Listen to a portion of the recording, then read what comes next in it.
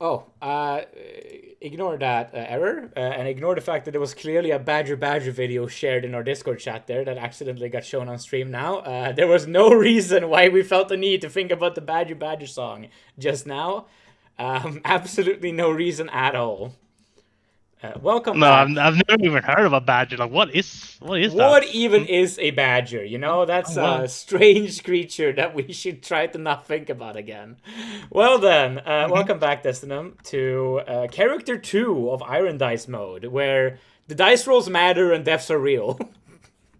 Yeah, dude. Like in like a year, we're gonna be so good at character creation. We're gonna be Like, so fucking sick we're of character gonna creation.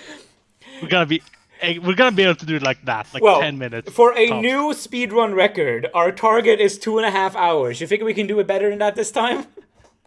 Maybe. Maybe. Let's see if we can do it. Well then, Alright. how about we begin where beginnings always start in D&D, with rolling some fucking stats, shall we? Yeah, it's 3d6, right? It's 3d6 7 times. Let's go. That's 1 time, We got 10 strength. 2 times. 6 dex. We're not doing ambidexterity maxing this time either. Nope. 3 times. Okay, 13 con. 13 con, okay. Still average. 4 but times. Upper end of average. 10 10 intelligence. Okay. Come on, we gotta get a big wisdom here. That's a pretty fucking playable wisdom, actually. That's pretty good. It's pretty good. Okay. Last one. Or not last one. 8. charisma. Not charisma. And then a perception. And now perception. 14 perception. That's Okay. pretty good too. Okay. Well then, would I be correct in assuming that we're making a cleric, or... I mean, is there any other that uses wisdom? I don't think so. let's see if you doing qualify cleric. for druid. I wouldn't imagine so. I think that one has a charisma requirement. Yeah, I don't think so. I mean, druid is a type of cleric anyways, right? Yes, exactly. But like cleric, like you're gonna be basically the class is priest. One of the subclasses is cleric. One of the subclasses is druid. But druid is a prestige class, so Yeah. let's see here. All right, so a bit more of an interesting stat spread this time around, I guess. Yeah, it's curious.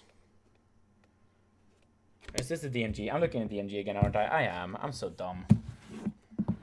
What a buffoon. I keep opening the DMG instead of Player's Handbook because I'm like, oh, Player's Handbook, the basic book. Grab the smallest one. But that's the DMG. The Player's Handbook is the middle one. The Monster's Manual is the thickest one.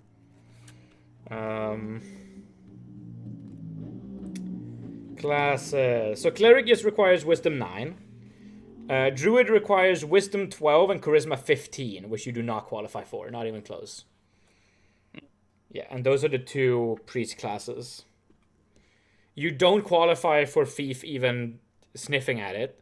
You technically qualify for Fighter, and you technically qualify for Wizard if you would want to. Yeah, nah, we're doing cleric, it seems. Okay. Cool. Let's talk about my gods. Wait, first of all though, I guess races first before deciding class. Yeah, exactly. Ability, of course. So you had pretty good constitution, and dwarves are allowed to be clerics, so that's one option you have. If you want to play human, you can play human, of course. Let's see what the other ones are like.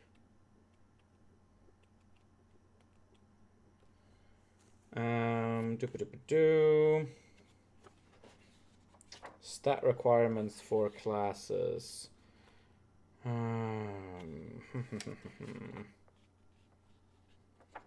Okay, racial ability requirements. See. Yeah, so for dwarf you need 11 con. That you have. You're 13, right? Yeah.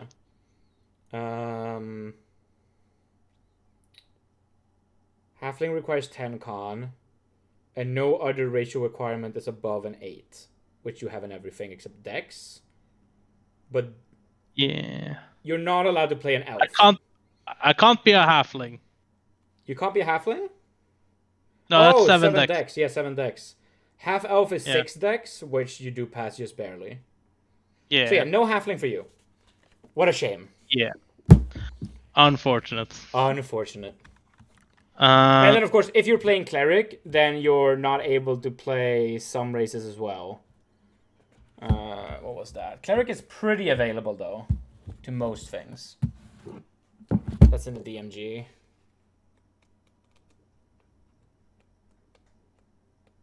Yeah, here we go. Dwarf can be cleric, elf can be cleric, gnome can be cleric, half-elf can be cleric, halfling can be cleric. Oh, everyone can be cleric. Powers. Yep, everyone can be a cleric. However, I feel like spells is going to be very interesting to us today. Because I have finished my cleric spell system, which, making a homebrew world in 2nd edition, the most annoying part is making spell lists for the gods. That was very annoying. But I have finished it. It's just I'm just to go through it. What are the bonuses, ability scores? Right. Do you still have your access? Do you know how to find the character? I'm looking at the worm, but the worm site. Right. So if you just go to regalgoblins.com, just on a new tab, because you remember how we had that little auto statter thing for all the different small stats. Oh yeah, true. Yeah. So regalgoblins.com and then toolbox.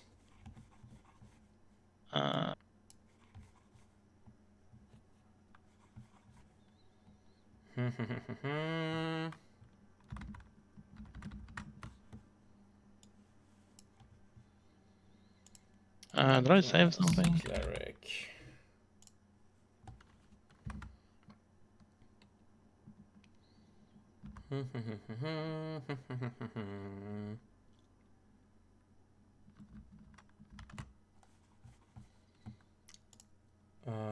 Where are my god rules? God rules, tabletop, free spheres, epic.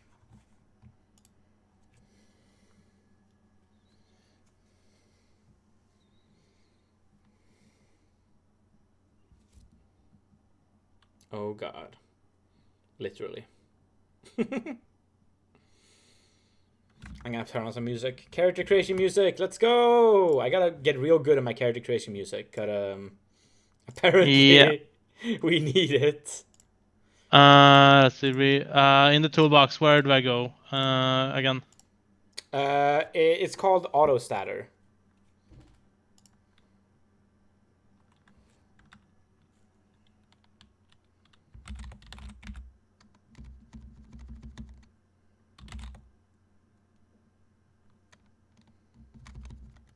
Oh, there. Okay, let's see here.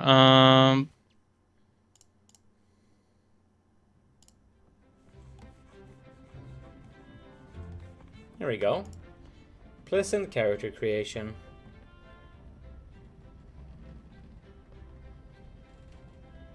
I don't see where are the what were the racial adjustments for each race or the stats and stuff. The auto statter will do it for you if you select a race. But if you want to just see it to help your decision, I can find them for you. Does it let me choose race? I don't see it. It should. I don't see an option for race. Really? Let me open up the auto statter. Auto statter.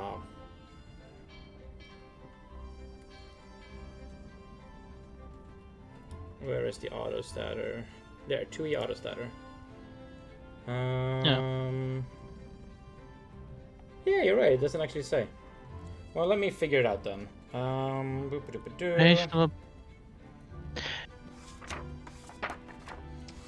It was pretty simple, if I recall. Ratio ability adjustments. In the player's handbook, it is table 8. If you just go to the worm and go to table 8.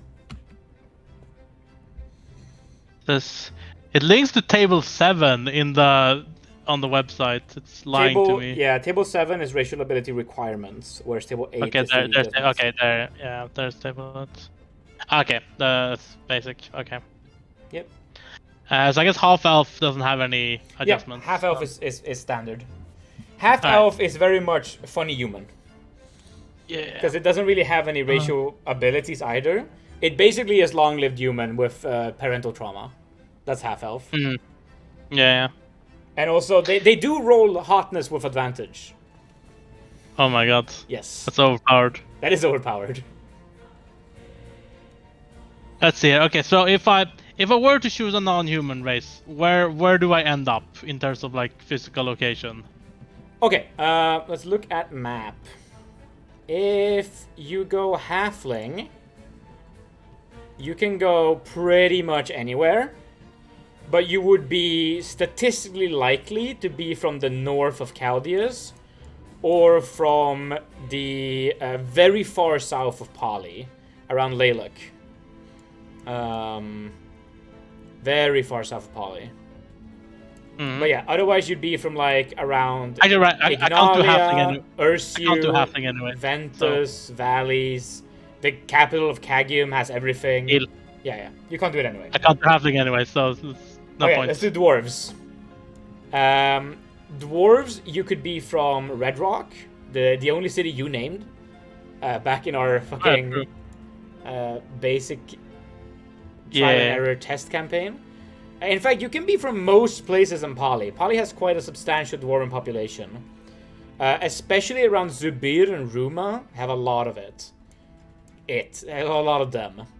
If you want to go in Chaldeus, you could be from valleys, Coalside, Cuso, anywhere where you see hills, it's perfectly fine.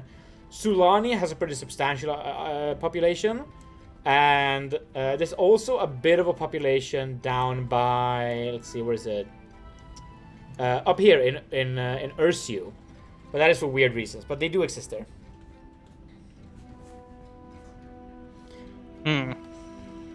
Oh, you could also be from Arkham, way up north, at the very peak of Chaldeus, because there's hills around there. Also, if you are a dwarf, you're going to be minimum 75 years old in my system.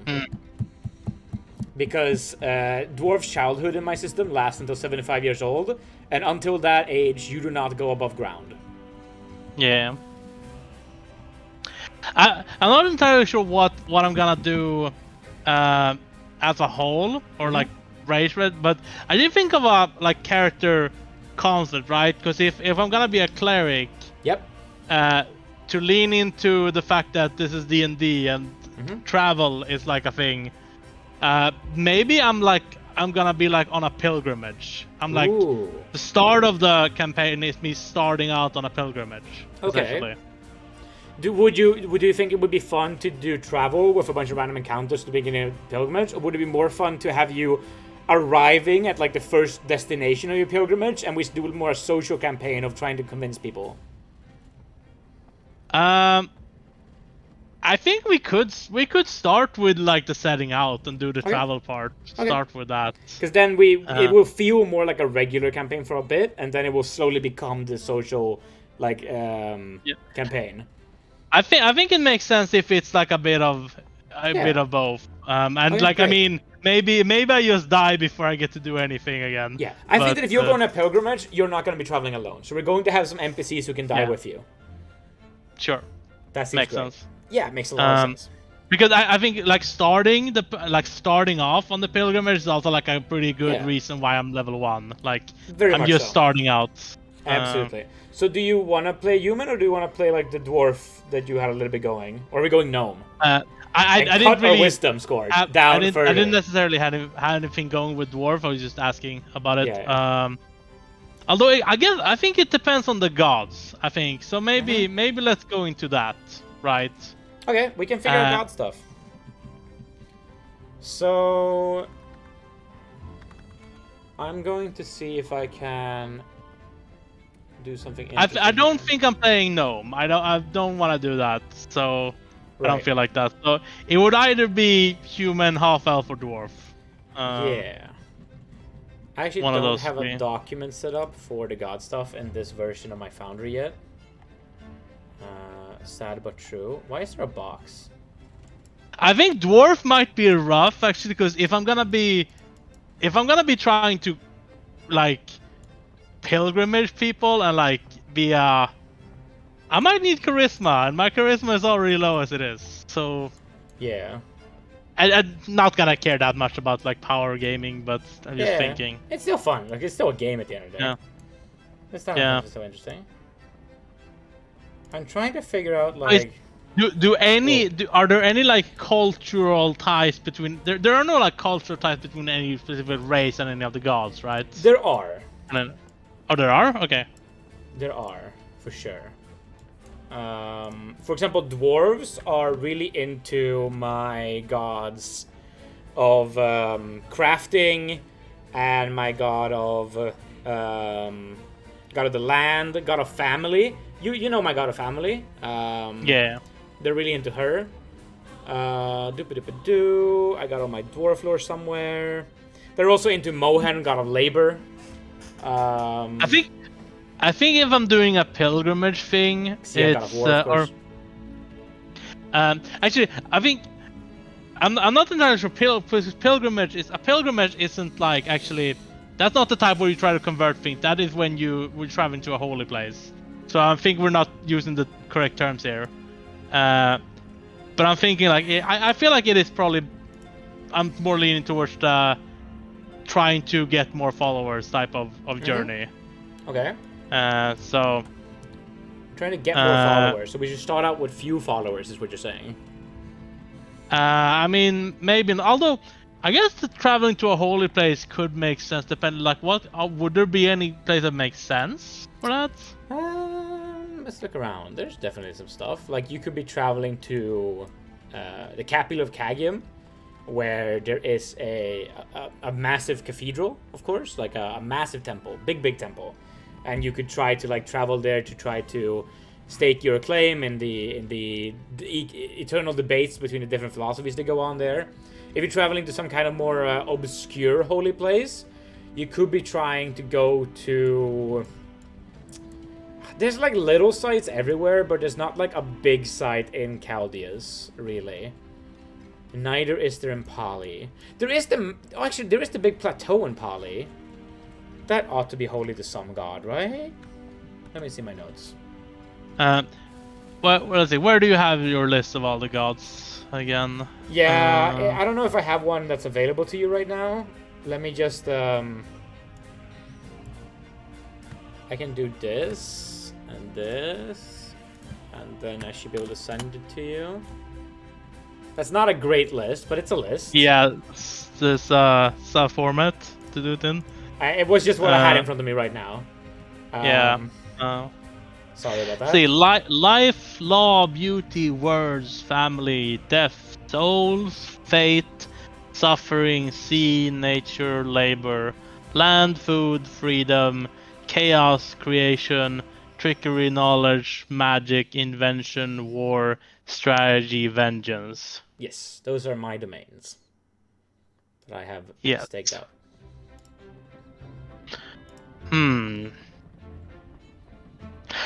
Actually, I'm kind of vibing with the idea of a half-elf character. Okay. Because I'm thinking, right, because like being a half-elf means you're kind of caught between two worlds, right? Yeah, for sure. I feel like it would make sense to have a character who, you know, had a difficult time fitting in because of that, and then find community thanks to faith. That's a pretty like solid. That's a great story. We can work with that. Yeah. Would you want to be from around the area we already started introducing them? Like from around Riot? Maybe we can slowly try to introduce the storylines that we had building up? We can run into similar things? Or do you want to do something different where like you were going to go on a pilgrimage, maybe you were heading towards Riot or you were heading away from it? Because there's definitely the biggest collection of half-elves there. Of course, we can go anywhere with half-elves, it's just a suggestion. Yeah, I think maybe put a little bit of distance from it, because otherwise I feel like it'd be probably better to maybe let whatever was going on, maybe let that stew a little bit in the background. Okay. We can be if from that's Robur. Not too much for you. No, it's fine. We can be from Robur or from Ponti, Cusel, Lusum. You're saying a bunch of names that I don't know where they are. Those are the other southern cities around here. Yeah. The other place is just north of Riad. Yeah. Okay. We can sort of like stay in this extended forest, this region at least of South Chaldeas. What like? Let's see. Do different like gods have more like their sects or whatever have more influence in different areas? Not really. You of course, most temples are to all the gods in general, and most families have like a god that they like a little bit more in like their family, but their neighbors could like a completely different god, and it's a little bit random. There are some gods that are more popular in general. Sigrid, god of family, is quite popular. Bylad, god of law, is very popular because if you're in favor of the law, you're in favor of the lord, and that's always nice. So a lot of like city clerics are usually Bylad followers. I'm thinking Tengria. Tengria, freedom. Which is a freedom god. Because nice. if this is gonna be, because I feel like going on a journey feels like a very freedom god thing to do, right? Yes. So Tengria is one of my 6 high gods, who are the 6 main gods, so to say. So that is also, all of them are very popular. Every single one of them is popular. Sumera, you got Yukata, you got fucking Harappa, Tengria, Mycena, and Xia. So yeah, you could be a Tengria follower. Tengria is very much in vibe with like riding a horse on the open plain, chasing the rainbow. That's like the aesthetic of Tengria in a lot of her art and such. Her symbol is... It is this white and black grayish half circle with 3 dots under it. Don't you have actually illustrations? I literally do. I just need to find the image. And I don't know how to easily bring it into the stream as well. So yeah, I'm thinking this right now. Half-elf cleric of Tengria. That's what I'm vibing with that. That is awesome. I love that. Here is Tengria's symbol. I'm gonna do the stat. Let's see if I can do it like this. Oh, here, it worked. Generator yes, there thing. we go. There's Tengria. I can easily just drop and drag pictures onto the stream. That's awesome. Mid-recording. God, OBS is such a powerful system sometimes. What a concept. What a concept. I love OBS. I barely ever used it. I'm just gonna leave that on stream for a bit. That's gonna get stated while we make this character. Cool, cool. Great, so we got Tengria. Okay. Yes. I'm gonna write some stuff in a chat to you, and you're just gonna have to vibe with it, okay? And I'll explain what it means in just a little bit. Let's just go with...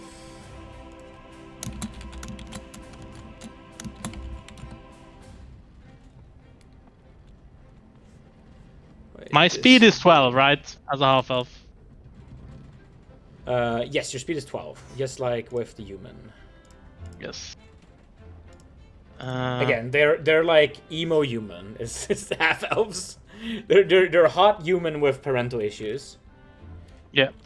I'm gonna go male character too this time again because that's just how it is.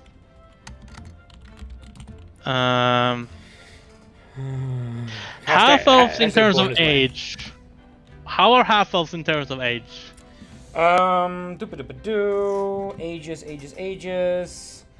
You become middle-aged at 62 rather than the human 45. You become old at 83 rather than the human 60.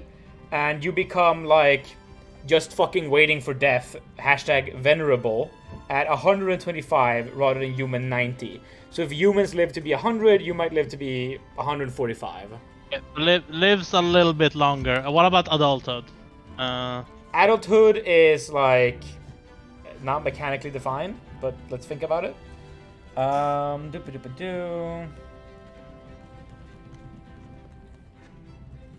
we go. So if humans become middle-aged at 45, let's just say that it's similar to humans. You just are an adult for longer. Yeah, sure. Makes sense. Yep, makes a lot of sense. Okay, let's keep carrying this. We had charm, and then we have... I'm thinking maybe probably a younger character than if... Maybe even like 17 or something like that. Like... Okay. I'm thinking like this is like maybe not 17. Let's at least make an adult, but let's do 19. Because I'm thinking like if this is again like pretty, not like right now. Like has maybe been in the faith for a bit, but Yeah. I'm thinking like kind of like newerly-ish really got into the faith, you know. Been a bit lost during childhood, but then found faith. Yep. Something like that. And again, level 1, so should be on the younger side. I feel like since I am the magic type of cleric. Yes. And the final main one is Travelers. Gotcha.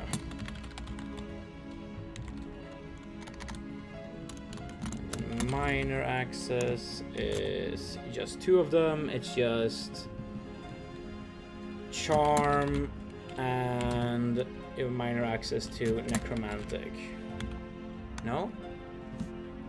Plant. Minor access to Plant. There we go. These are your spell lists, and you'll have to figure them out as you go. Because different gods have different spell lists in 2nd edition. Okay, we will take a look at that later. Yes, we will decode that in a bit.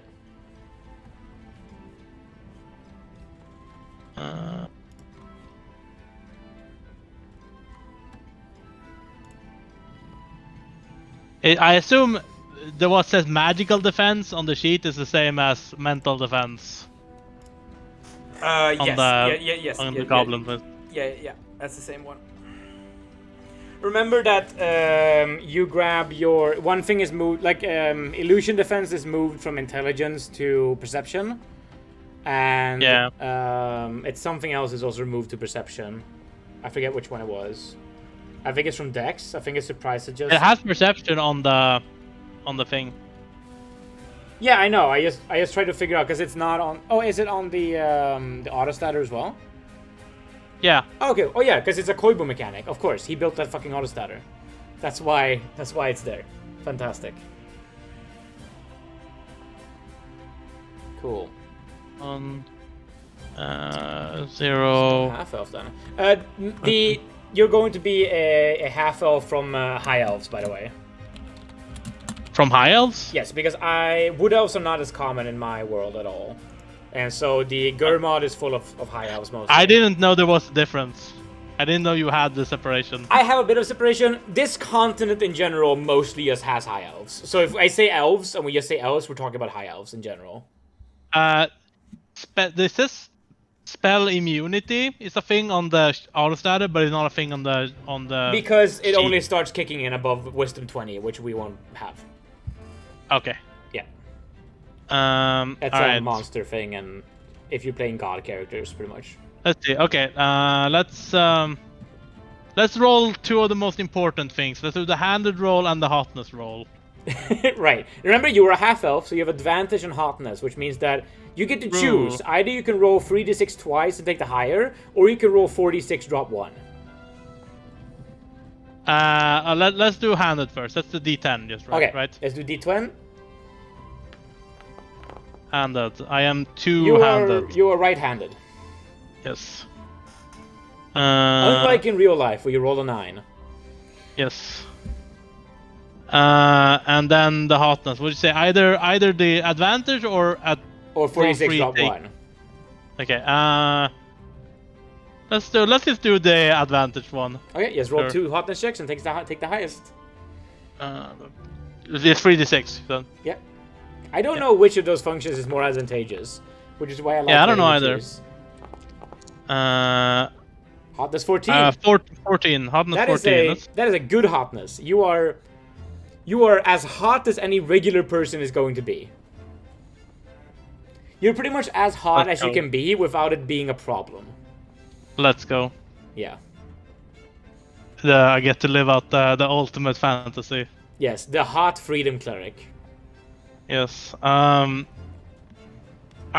So that out of the way. Now, Let's do.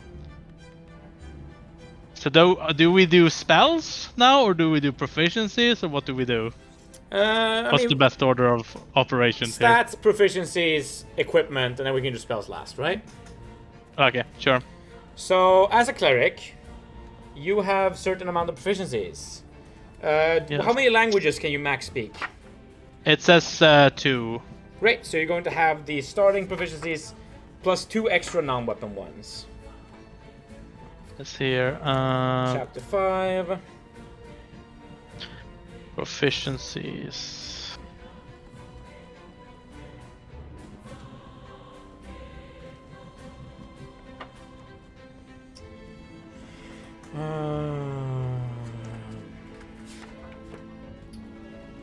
Right, so as a priest, you start with 2 weapon proficiencies.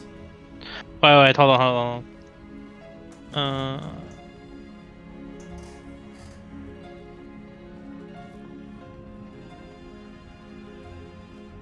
Is it two weapon proficiencies? Yes, and 4 non-weapon proficiencies, which is going to turn into 6 because of your intelligence.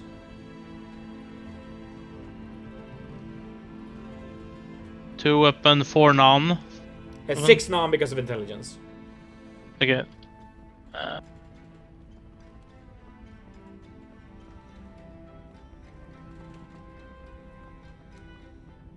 Yeah. Okay.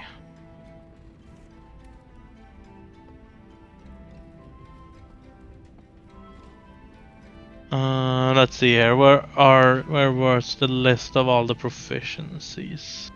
It's There. in. Yeah, I'm finding it. I'm finding it. Chapter 5. I'm finding it. Table 37 on the worm. 37. On the worm. Yeah.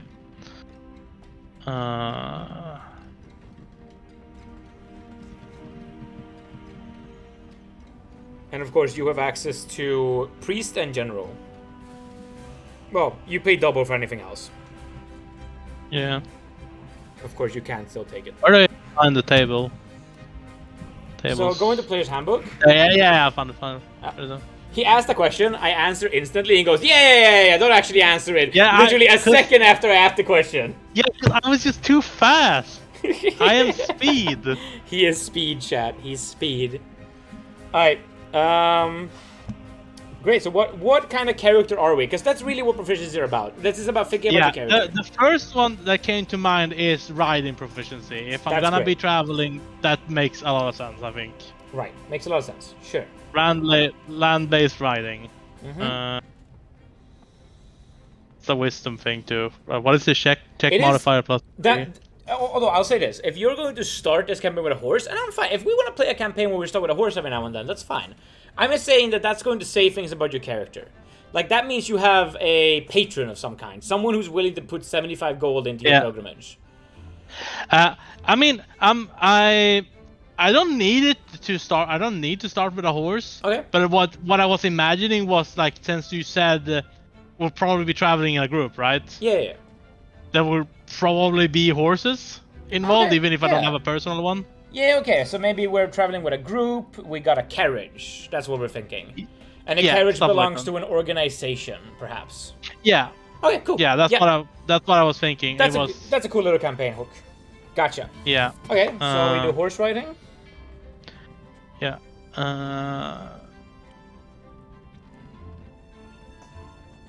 So that would be riding land-based. Yeah. Cost 1 slot. Do you have a name? For my character? Yeah. Not right now. Lovely. Let's do. Are there any?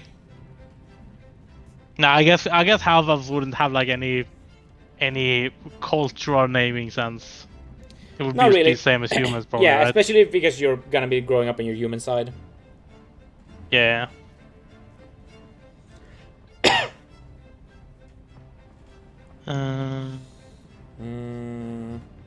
We're going to be from. Oh yeah, we haven't decided where we're actually starting. Maybe you're from Cagium and you're traveling to Robur.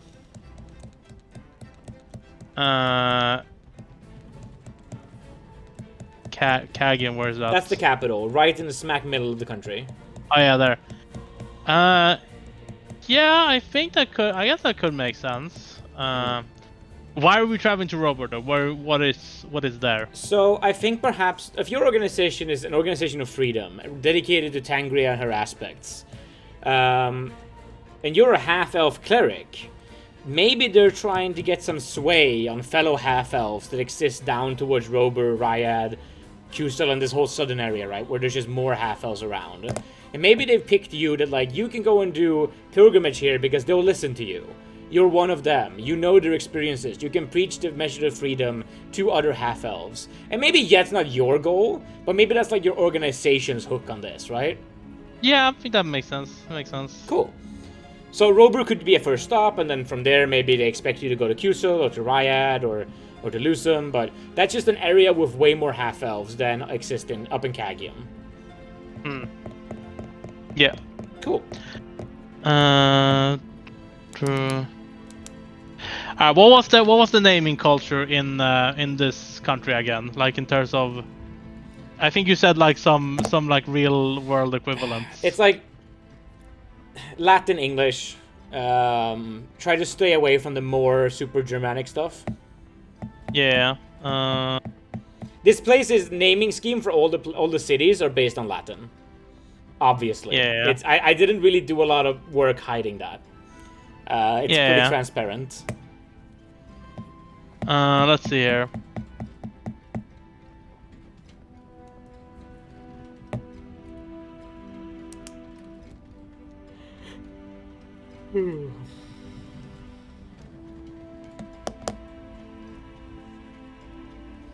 I like William because it's like this very English king name, you know, so it felt very fitting. Yeah.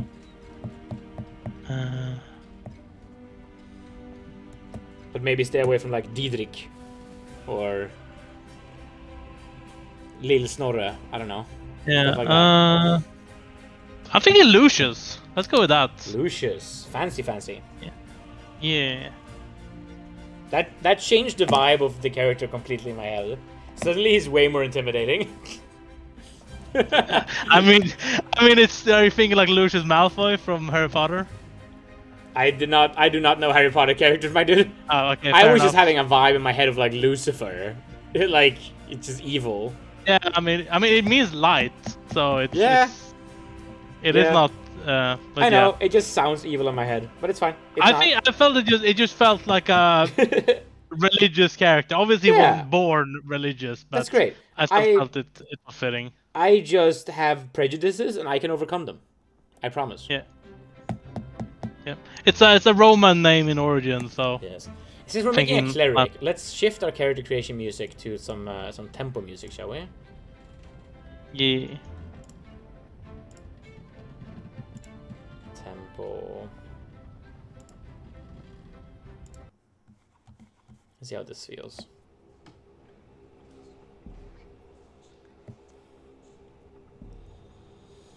Maybe not. Maybe more like this.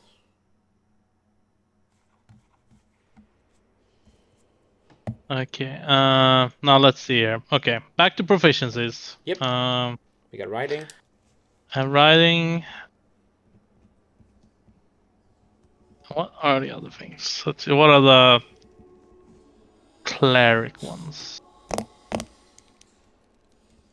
I have to tell myself constantly to be much better about like not talking about things after like William dies. Like I cannot talk about the plot elements and all that stuff because it could come up again. I have to be really strict about it. If we didn't see it in game, we just don't learn about it. Especially now that we have a audience of like one as well. It's for their sake as well. I gotta learn to shut up. Massive. This has always been the thing that I'm most impressed with with Koibu, because like he's so good at just shutting the fuck up about things that he doesn't need to talk about, and it angers me to no end. But I respect it so much, and I'm so bad at it, and I have to be better. Cool. Are we taking some basic survival proficiencies like swimming? By the way, just when you said my my proficiency is that including the languages? Yes, because you had 4 and I made it 6 with the languages. Yeah. Okay. Yeah. And those languages are languages except for common, right? Common is Yes, exactly. Extra languages you could learn, which means that you can spend proficiency in languages, but you don't have to. You can learn other things instead. Yeah. I guess on that note, reading, writing feels appropriate for a cleric, regardless, because they were pretty literate. That's pretty good. So literacy, reading, writing. Perfect. Oh yeah, I gotta write the checks. Reading, writing, that's int +1. That's in the priest one, right? Yes, it is. Yeah, reading, writing. And wisdom +3 was the writing one, I'm pretty sure. Yes. A second character we can finally read! Let's go! Let's go! Done.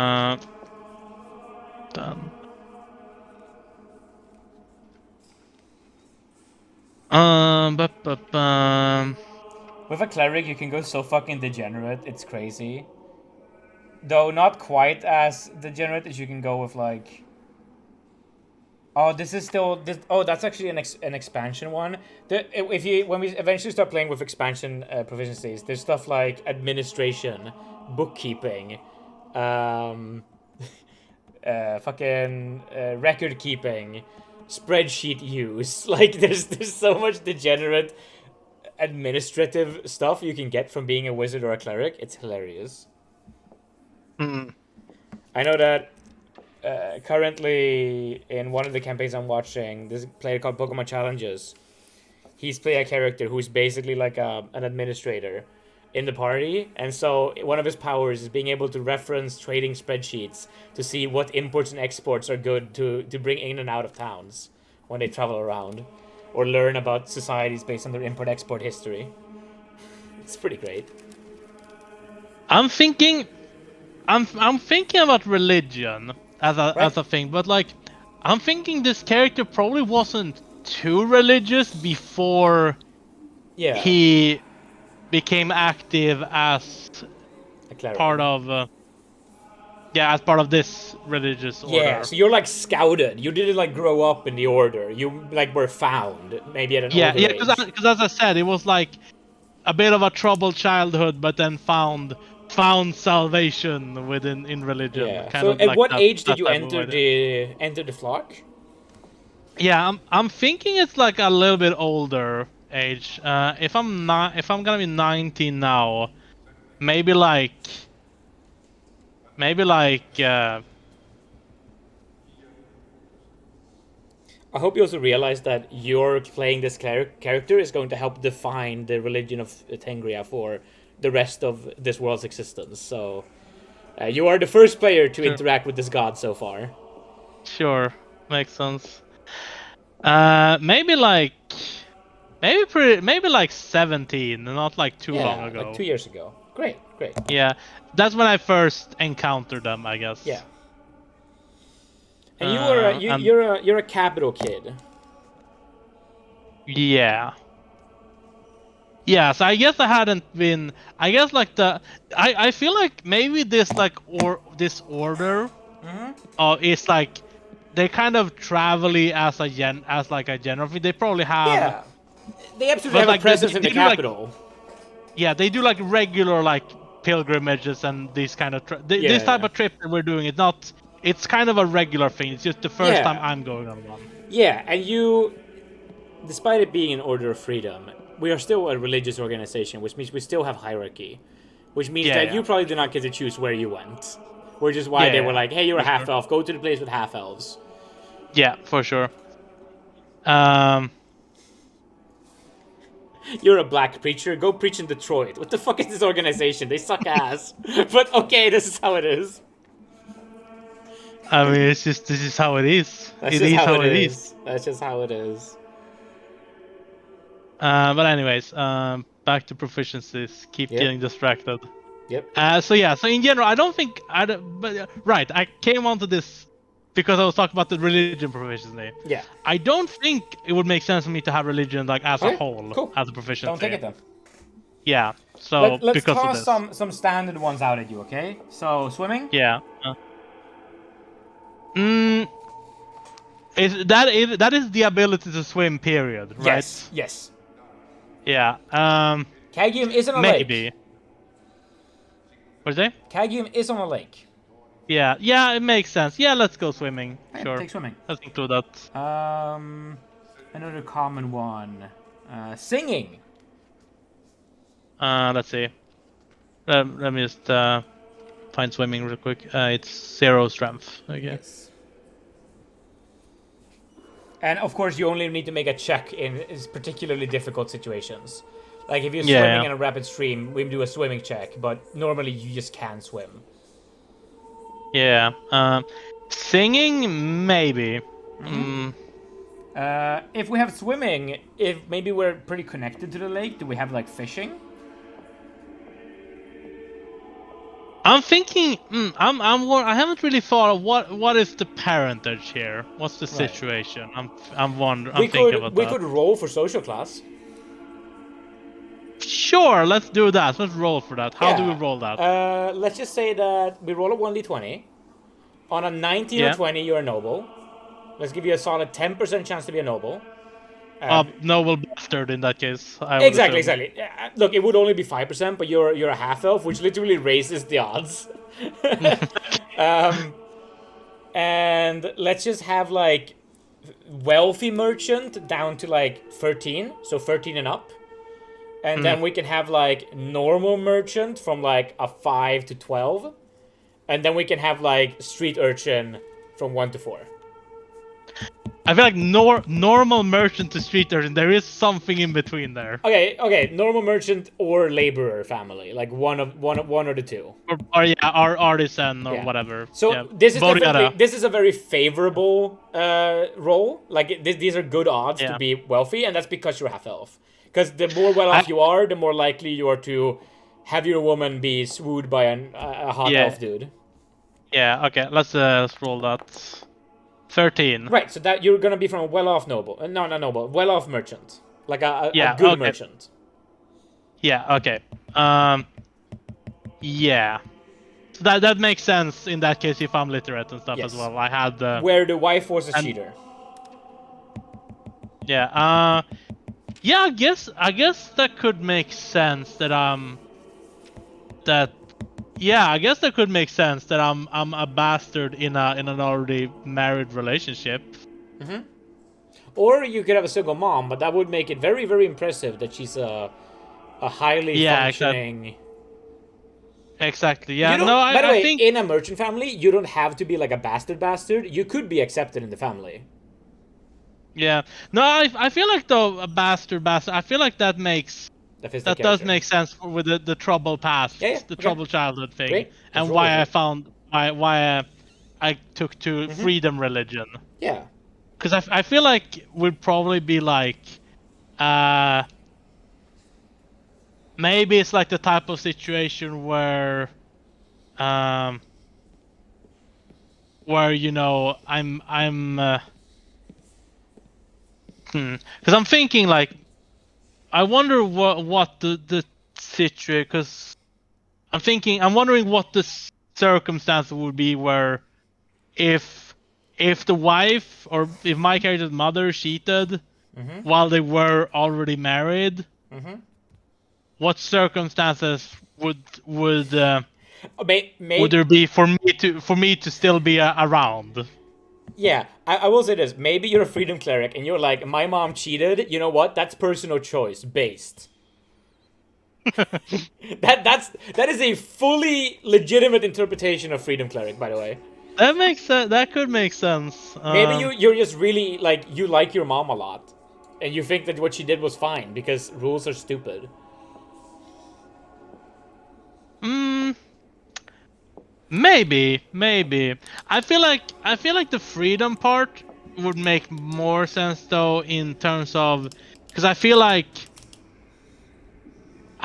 if I will have been around with a stepfather type of situation, maybe I probably wouldn't have been allowed to do a lot of things. Yeah. As a child. Right. I feel like that's probably more where the appeal of freedom comes from. So yeah, something like that. Yeah. And I think probably they stuck together for business reasons because mom's family. Okay. Who Probably. was welfare in a marriage? Was the mom the one that came for money, or the dad the one that came for money? I think it would probably make sense for it to be both in this situation. Maybe the mom's family is wealthier, and this like a bunch of business deals came about because of this marriage, right? It's that type of Okay. marriage, between wealthier merchant families, Yeah. and that's also why the marriage is intact even after the cheating, Yeah. because the connections It was are never too a marriage of important. love, and maybe that's also why the cheating happened. Yeah, makes sense. Makes sense. Makes sense. You had Let's go tenant, with that. right? Yeah, tenant. Okay. I'm typing out your stats Okay. for chat. Okay, but let's see here now. I guess etiquette? That's really good. That's definitely good. Maybe? Yeah, sure, etiquette makes sense because since I've been around, I would presumably have been raised to at least be useful in the businesses, not just be a freeloader, right? Yeah. And if this is a wealthier family, then they probably deal with nobles. Yeah. So I probably would have learned etiquette to some extent. So yeah, let's go with that, etiquette.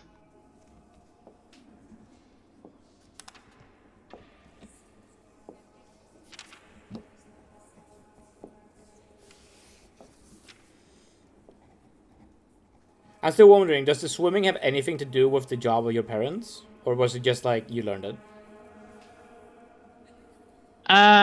Probably just learn it. I mean, if you're a kid who lives near a lake. Yeah, sure. Especially like that lake, we could say that it's mostly surrounded by, wealthier families' extra homes, So that would make sense that you would grow up around there. Yeah. Have a summer home by the lake. Yeah. So if I'm interpreting this right, maybe it's like something like your mother's family is a paper-making family that has a big paper-making business, and your father's family has a book-binding business. And so the marriage between them now has a paper and book automatic, both functions of the business makes it way bigger, reach towards monopoly kind of deal to make the business big. Yeah, something like that. Right. It doesn't have to be those two things, but like two similar things that join together. Yeah, I don't think we necessarily need to go into the exact details because when we start in the campaign, I am no longer with the family. I'm part of the religious order. Absolutely. So, It's just something that could come up, and so if we want to do it, we can do it. I'm just trying to get an image, and again, mostly the vibe. Sure thing. Okay, so with etiquette, are we going for heraldry? That would be like knowing family sigils and stuff?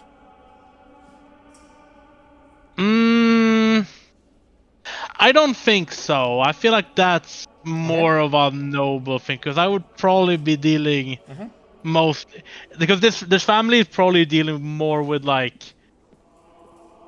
not necessarily more with local nobles, not necessarily far-reaching. So how free were you as a child? Were you like my family sucks, so I'm gonna run around in the woods or the fields or the city and do my own thing? I don't think I was very free. As I said, I kind of yearned for it, but I wasn't actually free. So Tengria didn't bless you because of your obvious appreciation of freedom, but rather of your obvious desire for freedom. Yeah, exactly. That's great. Well, in that case, if you were cooped up, if you had some time to study, maybe something like one of the two history proficiencies, local or ancient? Maybe. Or astrology? Astrology would also, in my reading of it, no matter what it says in the book, I also include stuff like extraplanar knowledge there. Yeah. I know that when we just handled the cleric in Ryad, I rolled if she had astrology or not to see if she could help you more with imp information. She did not have it. Yeah, okay. You know what? Sure. Looking up at the stars, it feels like kind of a fitting, especially because of with a name like Lucius as well. Sure. And that's a two slot, so that would be my last thing in that case. Astrology gives you a forecasting proficiency as well. You can Neat. you can Okay, yeah. you can do horoscopes. Let's go with astrology. Cool. That is int minus int 0. All right, that's the proficiencies, the non-weapon ones. The way that a horoscope reading is going to work is that I'm going to roll the proficiency check in secret, and then I'm going to tell you what you read, and then you don't know if it's trustworthy or not, and you're gonna have to trust it, how trustworthy it is based on your intuition. All right.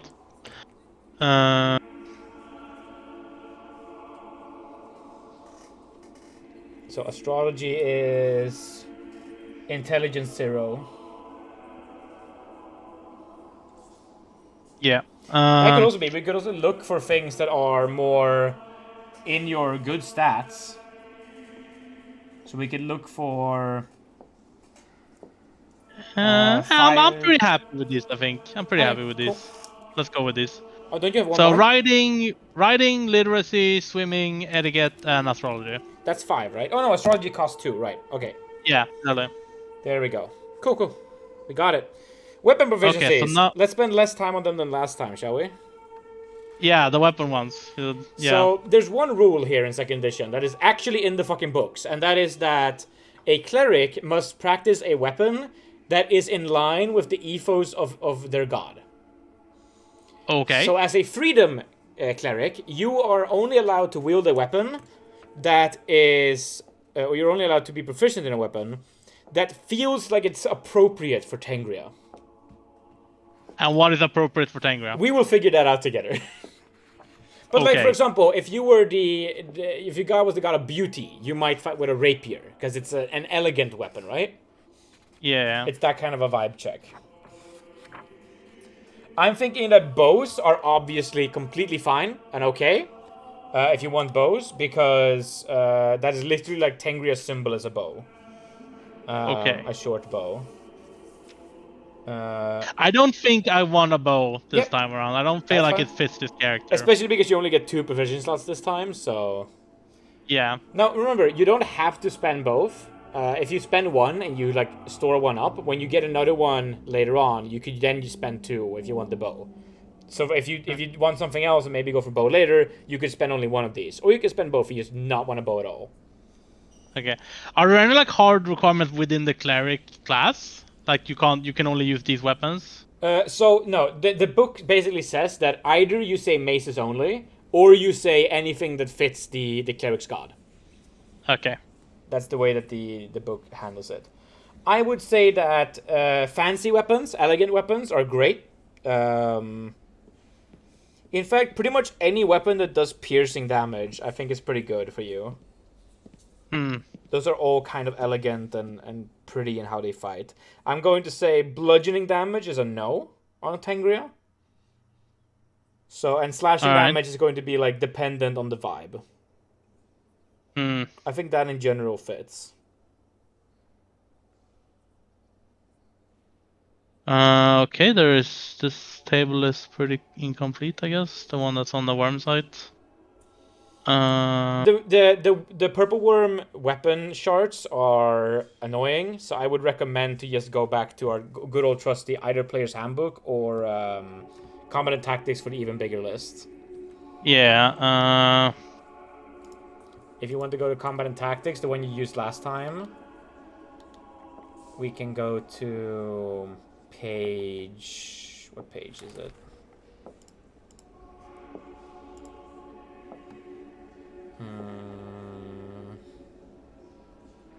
Weapons and armor, equipment groups. Master weapon list is on page 128 in combat tactics. Yeah.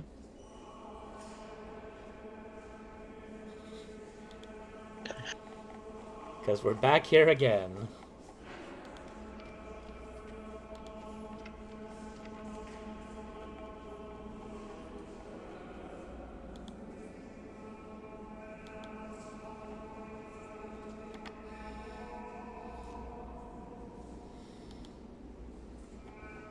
$128, $128. Oh wait, no, that's not master weapon list. It's on 130. 130.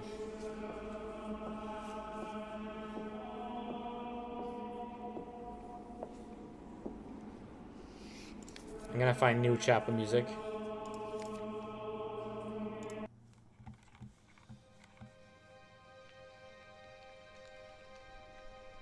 You got it? You look like you're asleep. David? Are you frozen? David has frozen! You froze, buddy. Oh, buddy, oh, pal.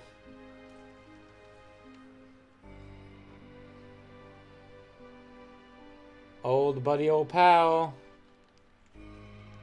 Hello? Hello, welcome back. Yeah, my Discord like froze. It was just Discord. The music kept on playing, but I realized that's from Foundry, not Discord. Foundry, yeah. So interesting. Because I was like, David, you look like you're sleeping. David, because you froze in a frame where you like. Yeah, I to the side. I saw that too. I saw that too. That I was frozen. So I didn't realize you were gone first. I was like, David, please focus. Please wake up. We're playing D&D. If you're tired, you can sleep later. It's fine. Just please wake up. Okay, well back to what I was saying that I don't think you heard. I don't. Is that I'm thinking rapier and dagger is the. That's great. Those are perfectly fine. Feels the most appropriate. I'm just trying to find it. There's the rapier. Yep. But how does that work? Because my dex is trash. But how does it work with dex and stuff in this again? The dex and strength have nothing to do with attack rolls in general. Okay, good. Yeah, let's just go rapier and dagger. Let's be simple about this. That's just not how it works here. Absolutely not. Your strength can at very high strengths give you bonuses to melee attacks. Your dex can at very high dexes give bonus to ranged attacks, and both of those are trash for you, so they're neutral. And then what is there a check thing with the weapon? I don't think so, right? Or is there? A check? No, it's just the attack roll. Yeah. And you cannot specialize because you're not a fighter, so you just have +0 to hit, I think. Yeah, you do. +0 to hit. Okay. Because being proficient is about being able to attack normally at all, not about being able to. You have penalties with other weapons instead. This is those things apply to if I'm gonna actually have those in my inventory, though, right? Yeah, we do need to roll some money. Yeah. Yeah. So rapier and dagger are my proficiencies. Yeah. So both are +0 to attack. What is rapier's damage? Rapier's damage is. Let's roll the money first and see if I'm actually gonna have a rapier. Let's do that. What are we rolling again? Let's find it. I'll find it for you. Money and equipment. Priest. 3d6 times 10. 3d6.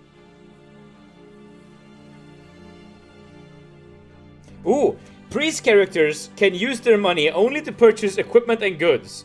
Once all purchases are made, the priest character must return all but 2 or 3 of his remaining gold pieces to his superiors if they are unused. Okay. Use your fucking money. That's a decent amount. 110 gold. Ooh, that is pretty good. 110 gold, yeah.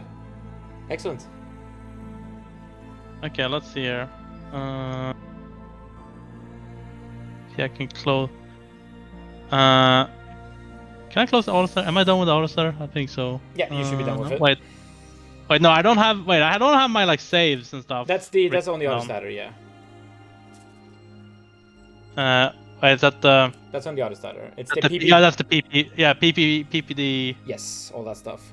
Clerics actually have really good saving throws. That's like their best thing in second edition. They're really Yeah, it's pretty good. Especially their death saves are really good, which is the most common saving throw anyway. Right, my encumbrance.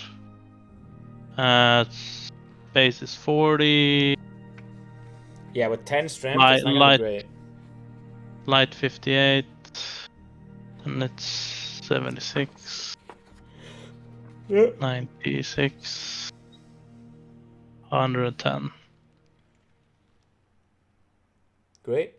Pretty sure these were the encumbrance numbers. Sounds about right. Yeah, something like that. Yeah, my weight allows for this. Yeah. Yeah, perfect. Right. What's the next level EXP thing for level 1 cleric? Oh, I can look that up while you start thinking about your equipment. Yeah.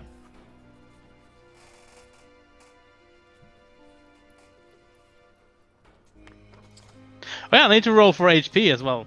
Yes. Do you want to do that now or do that last? Let's do that now. Okay. Sure. Then it's. What is it? What's the I will look that up as well. I actually don't know if it's D8 or D6. I think it's D8, but I'm gonna double check it.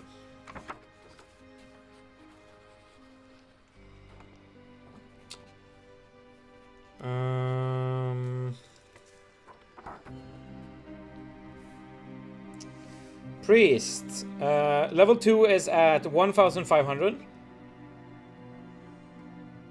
Wait, what? Yep. 1,500 experience points to hit level 2. Oh, XP, okay. Yeah. And then... 1,500. Yes, and your hit die is a D8. Yeah.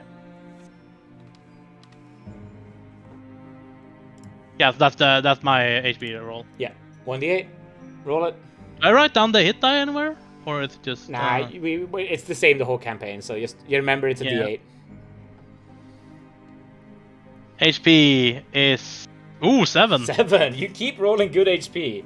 The anti-Nick. Let's go. Nick, a player with such bad HP rolls that he was statistically in the, like, bottom 1% or something of statistical chances for HP rolls after 10 years of playing 2nd edition professionally. Wow. It is ridiculous, the amount of ones he's rolled on HP. Every level, man. Okay, let's see here.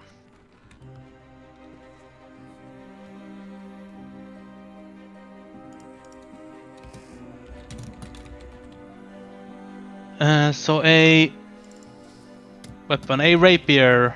We're gonna have a rapier, obviously. What does a rapier cost? It doesn't say here. I can try to find where it does for that you. say? I think rapier exists in the normal player's handbook, so... Maybe.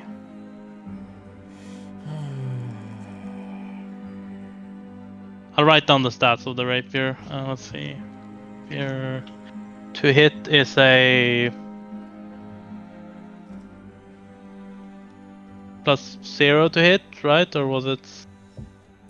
Yes, +0.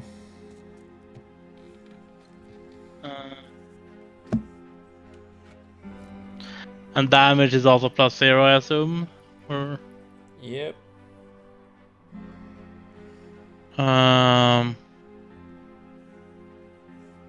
Yeah. Damage is... Rapier is actually not in the original item list.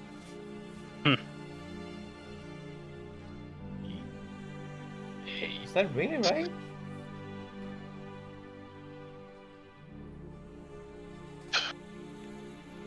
Yeah, that's really right. They have the trident, but no rapier. It's kind of fucked up. Speed is 4.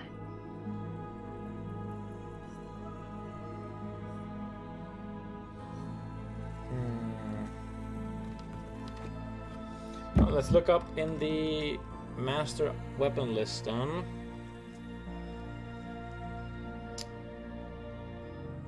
Wait, the master weapon list also does not list rapier.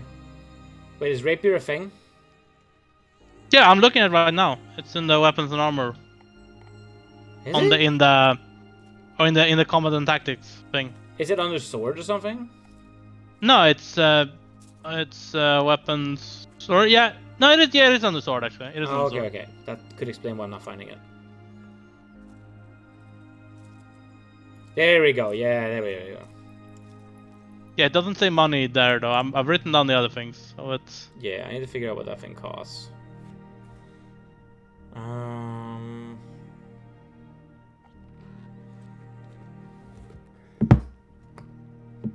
Let's go with a parrying dagger actually, specifically. Okay. Hell yeah. Because that is the normal pairing with a dagger. I need to find the pairing rules for you then.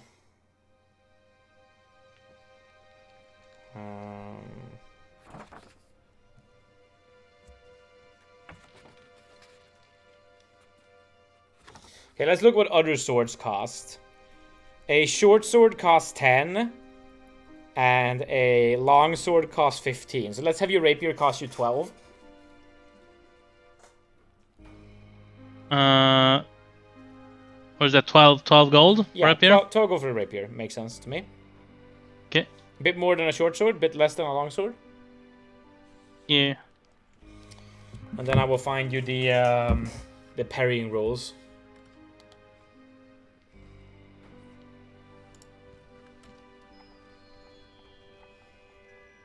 It's -4 to hit when dual wielding, right? Yes, -2 with the main hand, -4 with the offhand. Okay, yeah. But that's only if you attack with both. If you're parrying with one, that's probably fine. Page 27 in Combat and Tactics is parrying rules.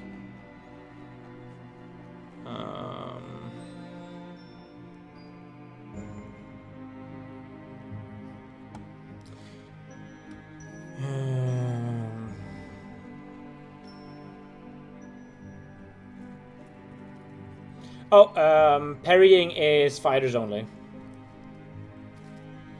Okay, well, I still have a parrying dagger. Oh wait, no, that's not true. That's not true. Wait. Reduces non-warriors. Oh, I misread it. I misunderstood it. Ignore that. It's just that warriors parry better. That's all. That's the only thing. Okay.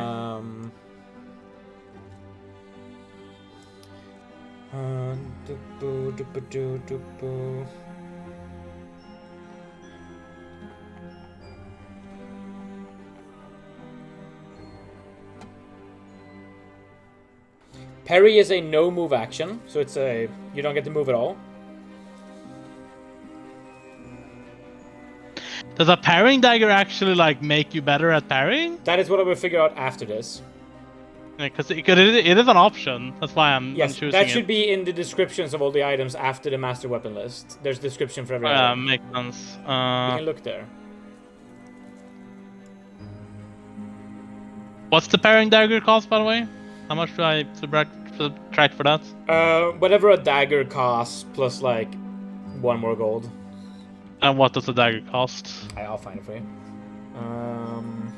Do it for me, peasant. True. DMs are peasants. Okay, so a dagger costs you 2, so let's have the parrying dagger cost you either 2 or 3. 3 if it's like mechanically useful, 2 if it's not. If you find something good in the special abilities of it, then you can pay free. Let's do free regardless, because it's sure. a fancier. It's a more intricate type of dagger. Yeah. Parrying just means it's basically taking a dodge action, but you can't move and you gain 2 AC instead of the disadvantage. I wonder if there's a different function here. The main parry daggers.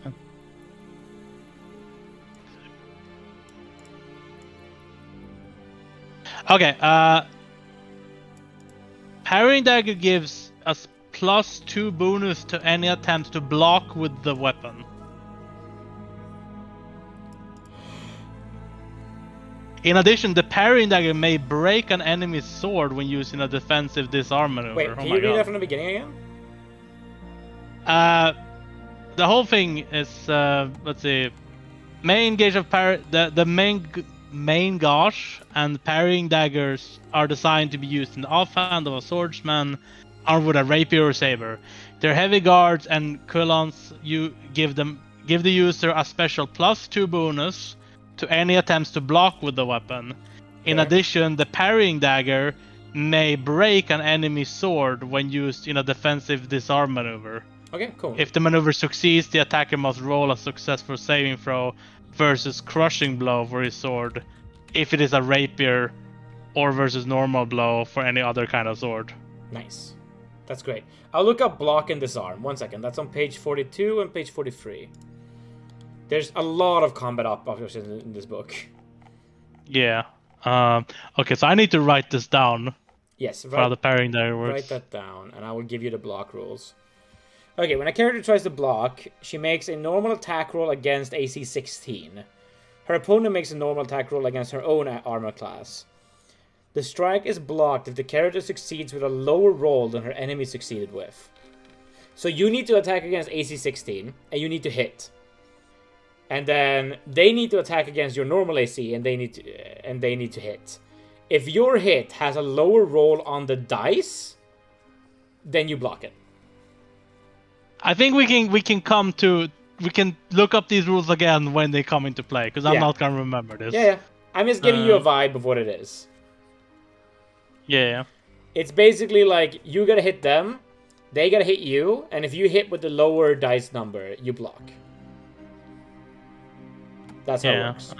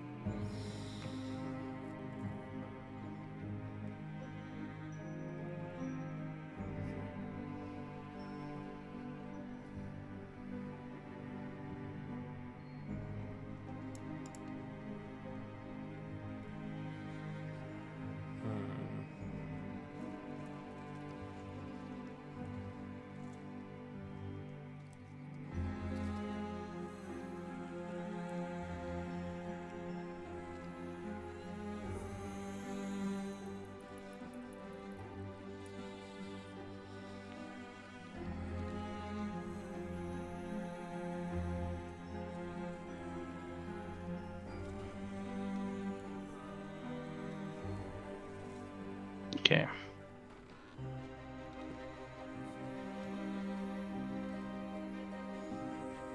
It's a lot of things on the parrying dagger. Yep. Okay. Now I've written down the. Let's look at disarming.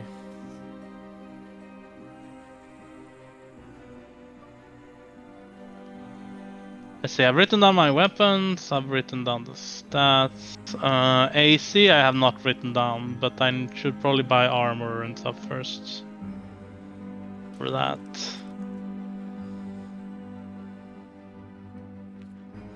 Yeah, let's just say that this comes into play if you're higher level, because in order to disarm something, you need to hit an attack roll against AC 20.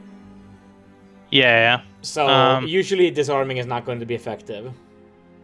Okay, let's see. First of all, clothes. I need clothes. Yes. They weigh 5 pounds, and you pay a vibe check for them. How fancy are you dressed? Probably a little bit fancier than before. Okay. And then. Want to spend like 20 gold on clothes? Sure. That would match your social standing as a wealthy noble, pretty much. Yeah. No, wealthy merchant. Yeah.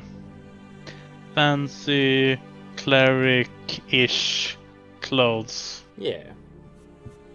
You don't have to wear like a robe. You can wear like normal outfits and be yeah. I'm not thinking. I feel like robes in general would not fit this type of order that I'm a part of. Yeah. If they're like very, freedom-y, travel-y, that. For sure. We're We're not going to play this character today, by the way. Just so you. Yeah, you yeah, don't have any for issues. sure. I am assuming that too. Yeah, we'll start off playing it next week. Not next week, next session, which might be in 2 weeks, I guess. Yeah. And I'll have time to prepare a campaign for it. Yeah. Let's see, AC, right. Armor. Yes, so you have really bad decks, which means Yeah, that I get you... a -1 from my decks. I know that in Yeah. terms of AC. Yeah. I need to buy armor first. Let's go do that. Question though. I would recommend looking at armor just in the player's handbook. Yeah. That's I'm wondering though, does armor make sense for this character at all? I know Feels that like mechanically it sure as hell does. Yeah, but I'm thinking in universe. I'm thinking that if you're traveling, putting on some leather armor is probably expected, no matter your... Maybe. Yeah, maybe. Yeah, maybe even some studded leather armor. Sure, I can see that. I would be hard pressed to expect a cleric to do otherwise. Like clerics are like one of the reasons they're better than wizards in a lot of cases is that they can wear armor and still cast spells. That's like their thing.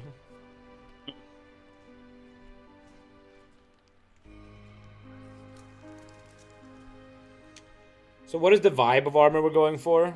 How much money do you want to spend on it? Well, I have 75 gold left.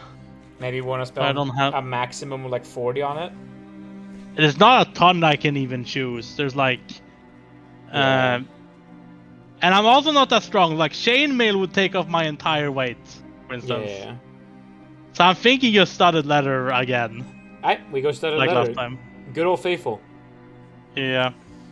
Great, so studded leather. Here's the question though, do we get a shield? No, wait, we don't, because you have the dagger. Yeah, exactly. We don't. Yeah. I saw Buckler was available, but I'm already going with Parrying Dagger, so let's stick with that. Okay, cool. Then the AC is going to be in table 46. Studded leather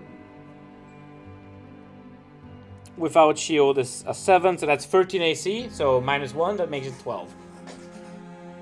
Yeah. 10. I get 3 for an armor. -1 dex. So that's 12 in total. Great, fantastic even. Attacks of opportunity. We got stuck on that last time. How many do I have? It's a 1. 1. Okay.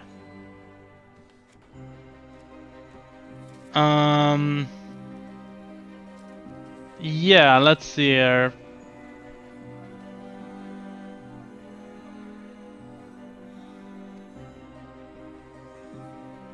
I think that's about it for combat gear, right? Or are there anything like holy symbol that clerics need? Yeah, you're also going to need spell components. Yeah. But a holy symbol is absolutely a good start. So, what kind of holy symbol do you think fits the vibe? Well, I don't know. Is holy symbol like a mechanical thing, like it is in 5e, or is it just an aesthetic thing? So the way it works is that the holy symbol very much functions like the spell book for the wizard, in that you don't need it to cast the spells, but you need it to memorize the spells. Yeah. Okay. Yeah.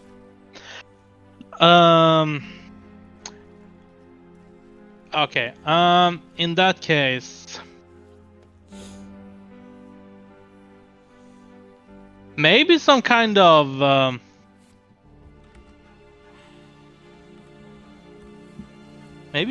like circlet-esque. Okay, some kind of necklace thing. No, circlet, like a head thing. Oh, okay. Yeah, we can do that. I'm wondering, like, are like this god, the freedom god, I forgot her name, but Tengria. Are feathers a part of her aesthetic? No. Okay. Her aesthetic comes down to bows, rainbow, the sky, clouds, wind, open plains, the breeze, that kind of thing. I feel like feathers are related to a lot of those things. And so much as like if it's an arrow, there's feathers in the back of it, but feathers on their own are.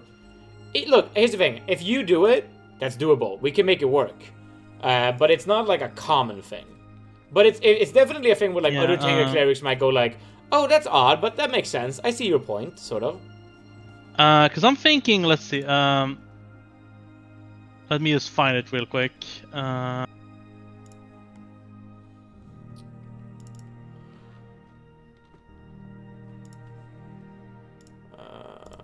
me open my God document.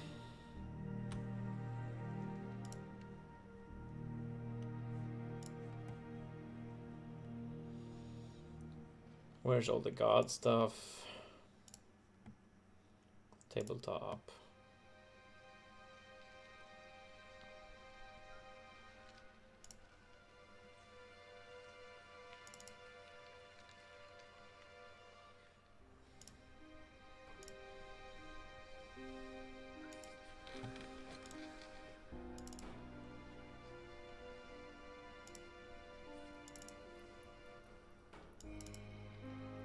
There we go.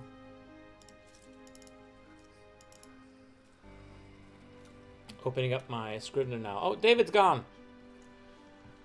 The video was gone for a... Yeah. Fuck. Get my... Tech issues today. Yeah, whatever. Well, okay, so... I was thinking something like... You see this image that I posted?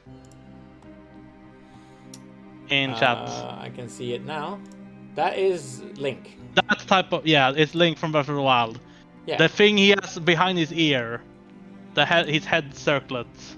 Yeah, that's fine. That's Something cool. like that. I was thinking yeah. some... Snow Quill headdress is the name of it, if you wanna Google.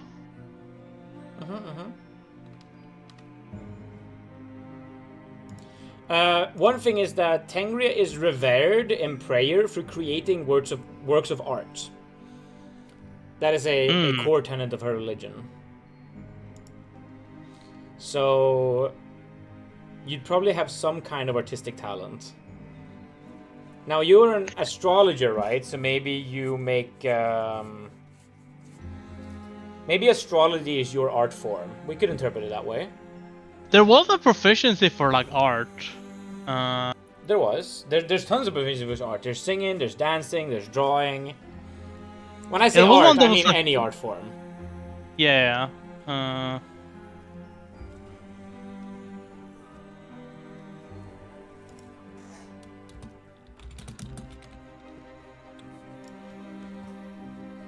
Well, yeah, artistic ability specifically is a proficiency. Yes, and then you would flavor it as whichever artistic proficiency you want it to be. Okay, yeah. I didn't take that though. No, nope. So.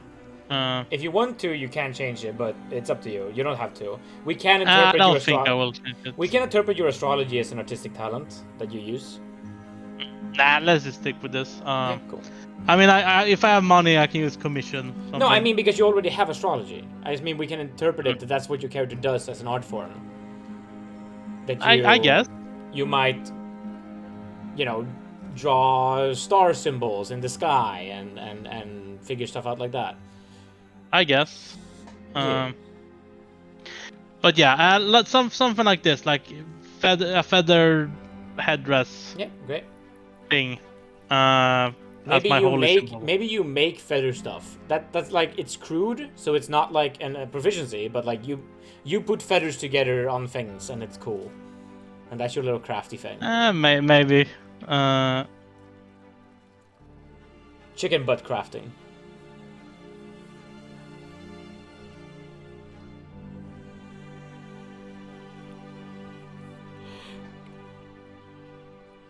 Let's name it like that. How much did that weigh? The circlet? Yeah, like 1, I guess. Fuck all. What? 1, sure, 1. Yeah. 1 is on the upper end, like a half. Yeah, sure. Like a pound is half a kilogram. Yeah. I feel like a half a kilogram is 0.1. taking- Let's go 0.1. 0.1. Yeah, I guess. 0.1 is fine. Okay. Negligible. What would that cost? Depends. It's feathery, so it's not super fancy. Maybe like 2 gold Alright, sure. Makes sense. for the metal in it, the metalworking. Yeah. Alright, what are you left at? I have 53 gold left. You paid 20 for the leather armor? Yeah, I did. Great. Well, you gotta spend it on something, or you gotta give it back. Yeah, a backpack, obviously, I'm gonna need. Great. Take a backpack. What does that cost? Money and equipment. This chapter will be the end of me. A bag. Backpack, 2 gold. Weighs 2 pounds. Yeah. 2 pounds. Do you have some kind of papyrus that you carry with you? Papyrus? Yeah, since you're literate. Like paper. Ink, pen, papyrus. Maybe. Mm-hmm. Yeah, maybe some kind of.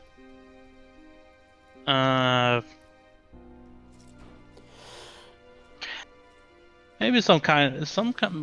Would I have some kind of book and quill set? You probably have several sheets of papyrus. A book is probably too expensive. Yeah, maybe. I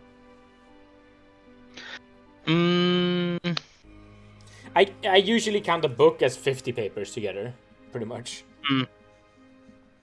Which costs 100 gold. Plus binding. I'm just thinking so like what 100. would I use these if I'm carrying them around with me? Yeah. Gospel writing, innit?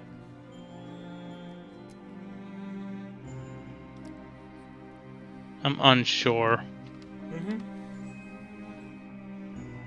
I guess first let's just write down basic travel stuff. So a water skin, for instance. Let's go. Water skin.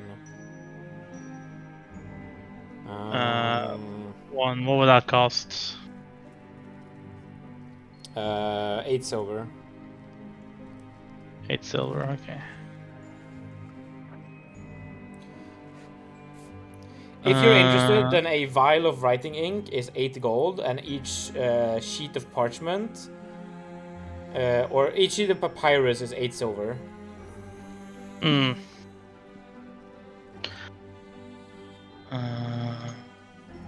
What would a book cost? Is there a list? Is there A book is say anything 120 at least. Okay, that's a lot. Yeah, books are quite rare in my fantasy world. They're not a common thing. They're a luxury item. Yeah. Most people just write on individual sheets of papyrus, or if they're lucky, parchment, which is slightly better.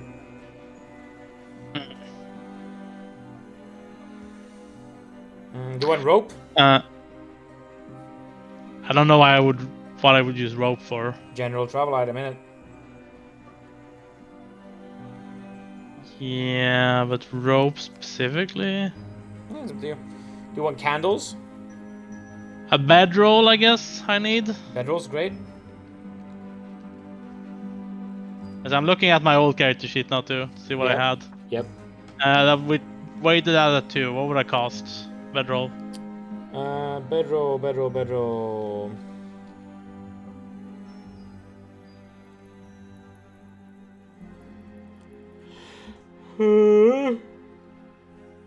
Hard to see.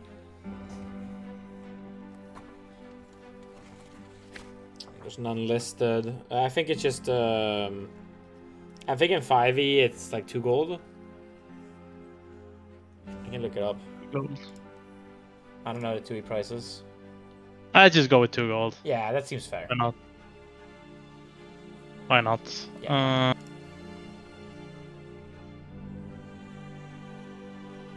Flint and steel mess kit. Let's add those 2. Why not? Great.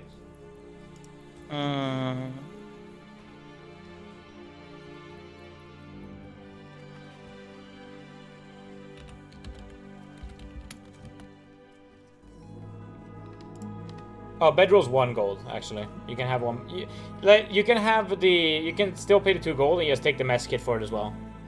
Yeah. That seems great. Yeah, let's go with that.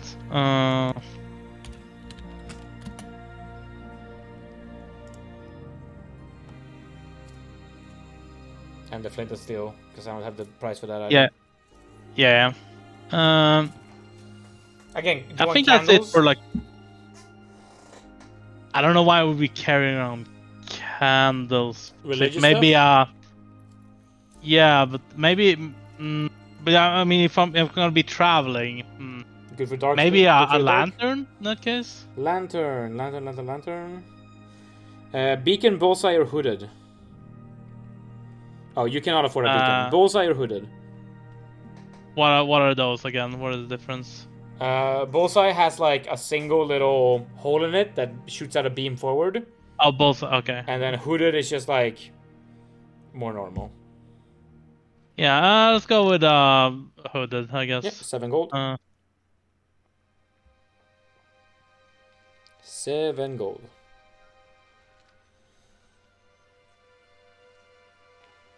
And then also pay how much out. do it weigh? It weighs 2 pounds. And then also pay out 6 copper per flask of lamp oil that you want. 6 copper per flask. Yes, per flask of lamp oil. It's like more of a. It's more of how a long wooden vial because we're not gonna give you that much glass for that money. But, how long would a flask last? Are there rules for it? Yeah.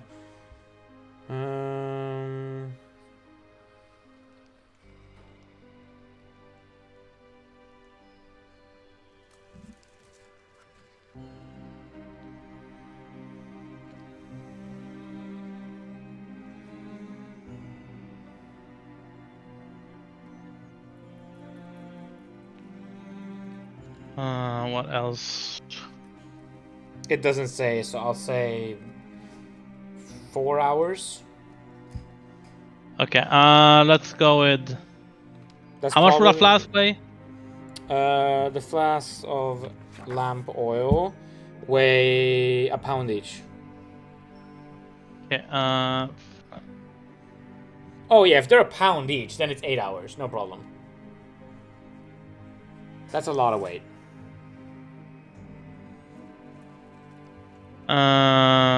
Okay, let's go with like.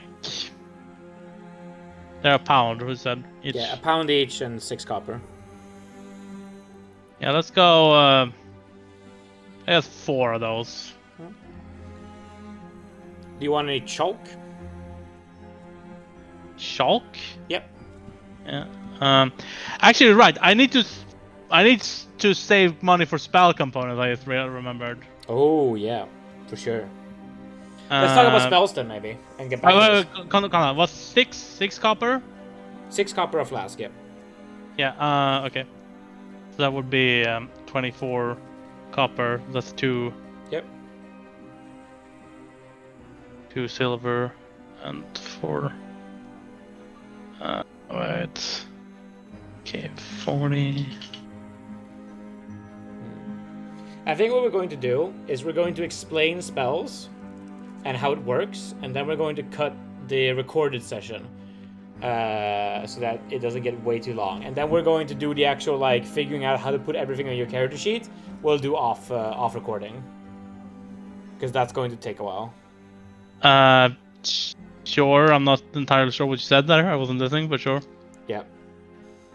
Basically, we're going to summarize how spells will work and get a vibe for it, and then we're going to cut the recording, and then we're going to handle it off recording, so that because it's not really character creation at that point, it's, because you don't get to choose your spells, you just get them, and we'll handle all the fucking spreadsheet keeping of that off stream, pretty much. Okay. Great. So let's just explain how it works. You got a list from me, remember? Yeah. Of those are your spheres of influence. These are given to you depending on your god. Each god has a set of spheres that they have influence over. Every single cleric spell in the good old player's handbook has a listing of what spheres they are a part of.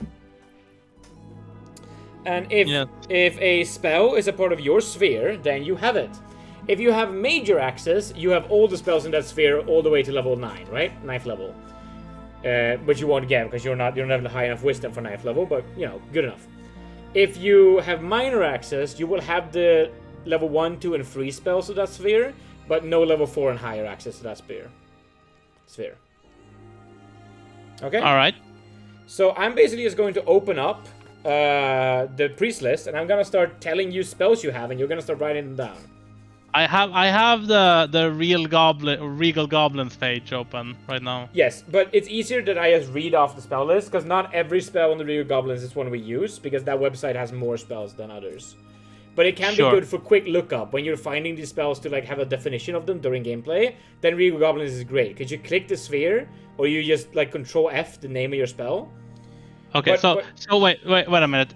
So I have, you said I have. Do I have all of the spells? You have all of the spells that are a part of your spheres. We're going to have a lot of spells. Okay. And then it's going to be up to you to prepare a spell list every day of what you actually have access to. Okay. Because, yeah, you still have limitations on how many you can prepare. I guess it's not like with Wizard then, I guess, at all. No, so you don't learn spells as a cleric. They come to you naturally as part of your class.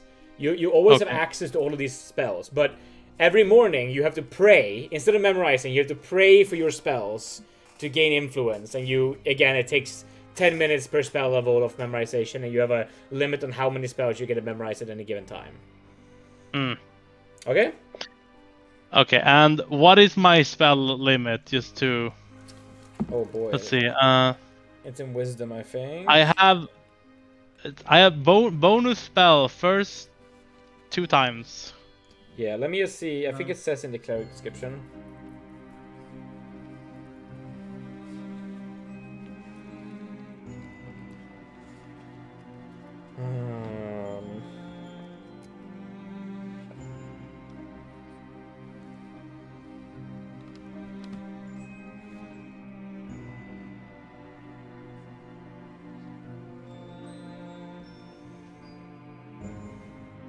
Spells allowed. The priest of Mythos is allowed to cast spells with only a few related spheres.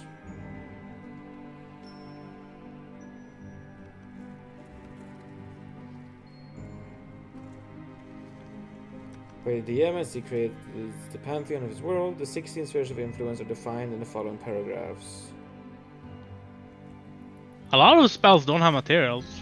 Yeah, a lot of them don't. Wizard spells are much more the material dependent. Okay.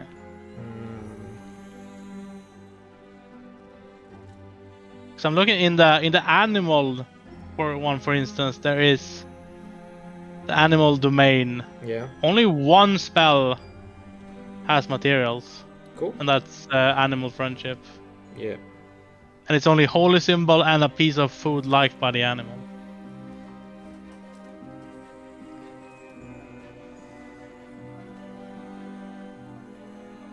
Clerics are sturdy soldiers.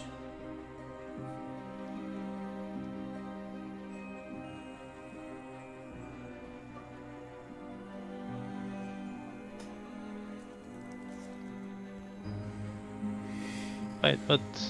Oh yeah, you're also gonna have the whole turn undead thing.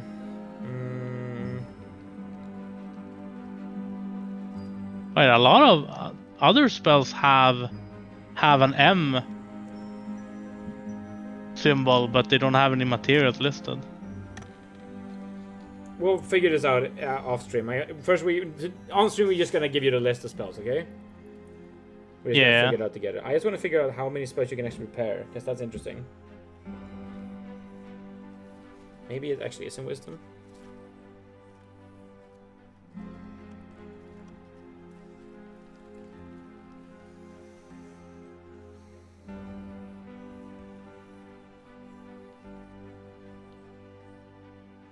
Nope, doesn't say.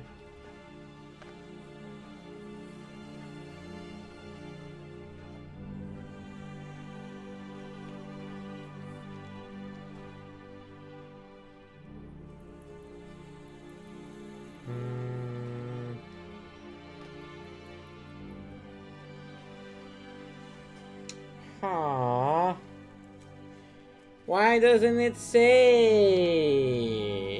In moments of this like crisis, we go to our good old friend, the Wikia.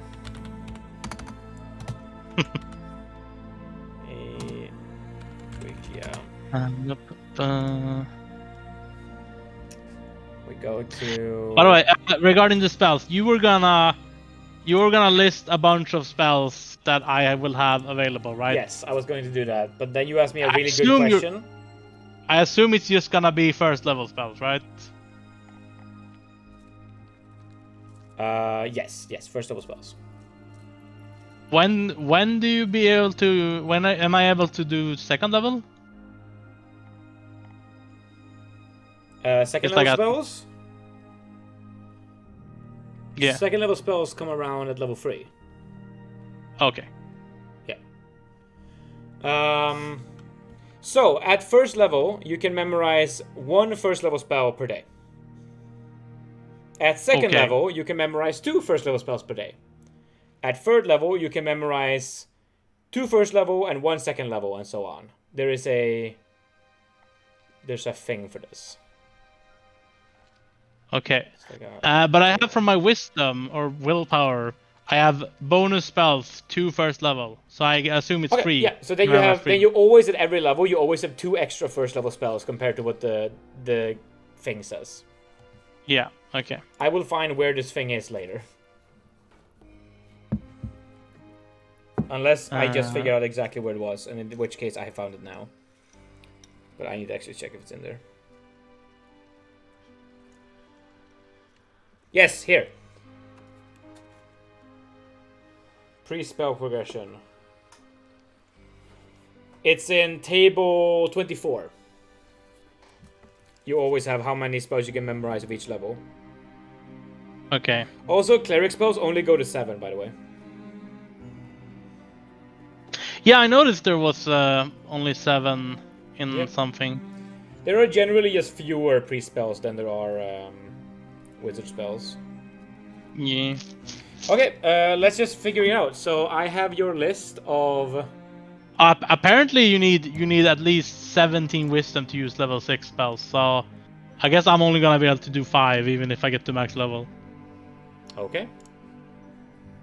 Yeah, exactly. And 18 wisdom or greater for level 7 spells. Yes, but don't worry, we're not gonna think about max level because we haven't even gone to level 2 yet, okay? We're never getting to max level, there's no chance. So. Okay, so I have written down in the chat the spheres you have access to, so let's start with...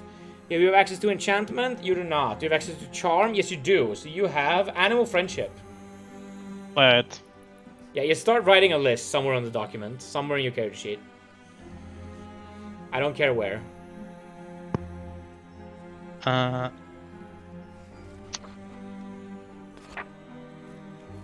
you really just need to write like the name of the spell, because then you can just control F it on the Koiba website. Yeah, okay. What did we say? Animal friendship. Animal.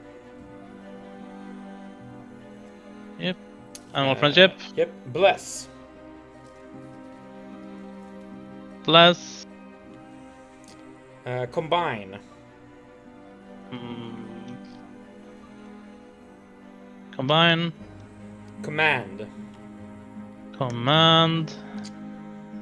You do not have that one. Cure light wounds. Cure light wounds. Detect evil. Detect evil. Detect magic.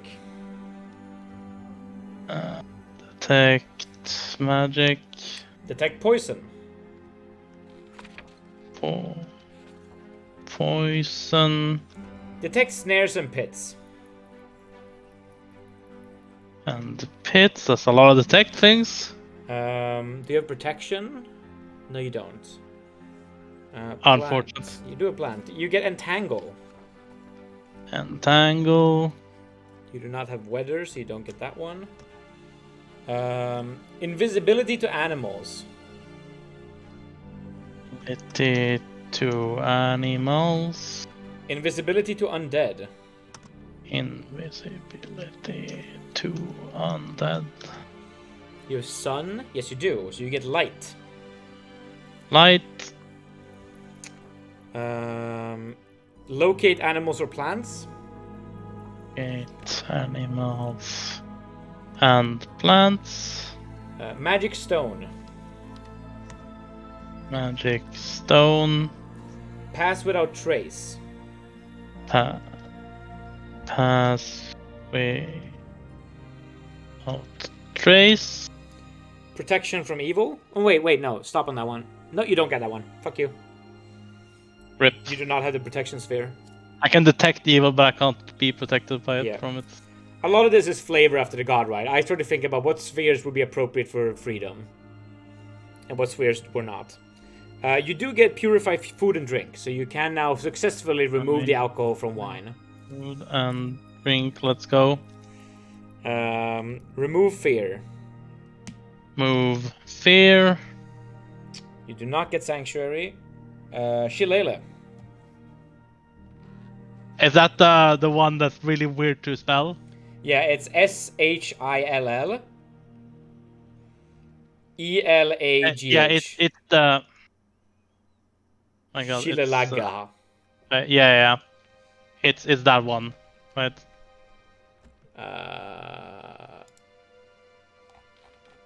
Yes, exactly. Yeah. Okay. You got it. That's your spell list. Okay, that's the whole thing. That's the whole thing. And each day you can prepare 3 of them for level 1. Yeah. Okay, let's see here. Clerics don't really get combat spells until 3rd level spells. So 5th level player characters. Let's see here. What kind of spell components will I need for this? So let me open up the list again and just go through them again. Yeah, I mean I have the list. I'll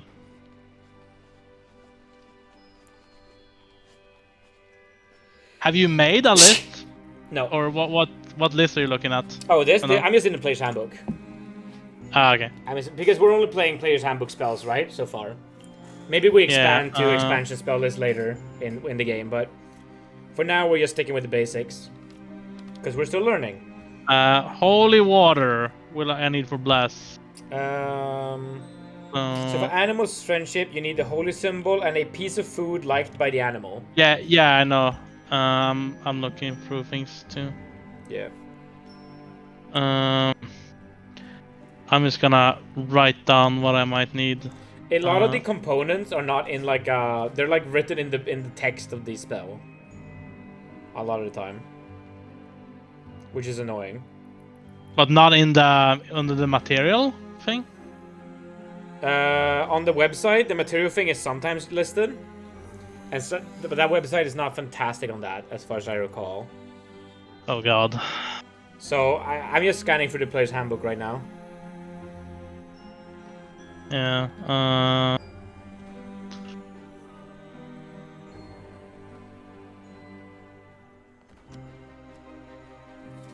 Actually, I can check how good the website is. Maybe it's better than I remember. 2 e-spells. Oh, no, the materials here is good. I thought it was going to be as bad as the residue function, which is almost always empty on this website, but no, materials is good. Okay, good. Good. Great. Anyway, that is pretty much all the character creation that is interesting. The rest of it is literally just filling in spreadsheets. So we can handle that off official quote-unquote session. So thank you, anyone who sat through these 2 hours of character creation. We did it faster by 40 minutes this time. Oh my god. Even though we're not quite play ready, but we're close. We only did it for an hour 53, if I cut it now. So bye everyone, and get ready for Irondice mode Lucius in about 2 weeks' time. Yeah, we're gonna have probably maybe more than 2 sessions this time. We'll see. William was alive for 2 hours of gameplay because he only played 1.5 hours in his first session, and he played like half an hour today. True. Then I don't remember what happened. There was some kind of animal, but I don't remember. I have this melody in my head like something about mushrooms. Something about mushrooms, man. Yeah, something like that. Goodbye, everyone. Thank you for playing. Bye.